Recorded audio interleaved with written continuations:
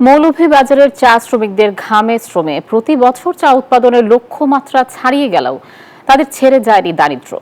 বারবার দাবি জানিয়ে এলেও বদলায়নি তাদের জীবনযাত্রার মান। এদিকে শ্রমিক নেতাদের অভিযোগ, কর্তৃপক্ষের সাথে চুক্তি হলেও কাজের কাজ কিছুই হচ্ছে না। শেখ সিরাজুল ইসলাম সিরাজের পাঠানো তথ্যচিত্রে ডেস্ক রিপোর্ট।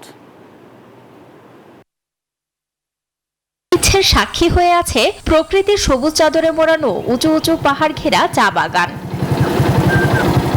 প্রায় 200 বছর ধরে এখানে বসবাসরত চা শ্রমিকরা বাগানে কাজ করে জীবিকা নির্বাহ করেন। আন্দোলন সংগ্রাম করে তাদের মজুরি 120 টাকা থেকে বেড়ে দৈনিক মজুরি হয় 170 টাকা। বান্ডেল থাকলে প্রতি সেনমানিতে টাকা বাঁচবে। বিকাশ সেনমানি বান্ডেল কিনে জিতুন প্রতি লেনদেনে। চা শ্রমিকদের অভিযোগ, মে দিবস এলেই দাবি আদায়ে সভা সমাবেশ হয়, কিন্তু তা আর বাস্তবায়ন হয় না। আমরা 170 টাকা তলব পাচ্ছি, এটা দিয়ে আমরা চলতে পারছি না, বাচ্চা কাচ্চারা ভালো মতো খাওয়াতে পারছি না। সবজির দামও বাড়ছে, চালের দামও বাড়ছে, তেলের দামও বাড়ছে। আমাদের ছেলে মেয়েদেরকে নিয়ে যায়, কিন্তু আমরা যে চা বাগানে কাজ করি কিন্তু আমাদের জন্য তো কিছুই না, আমাদের জন্য কিছুই না, আমরা তো কিছুই পাই না। মে দিবস এটা প্রতি বছর পালন করলেও মে দিবসের যে লক্ষ্য উদ্দেশ্য এটা কিন্তু বাস্তবায়ন হয় না।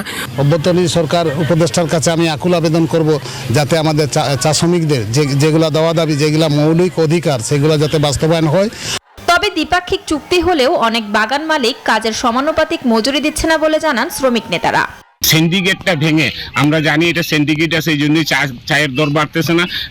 মধ্যবিত্তরা যারা আছে তারা কিন্তু, যারা দোকানদাররা ব্যবসায়ীরা তারা কিন্তু অনেক উপরে দর বেচে, কিন্তু আমরা মালিকরা কিন্তু কম পয়সায় বিক্রি করতেছে।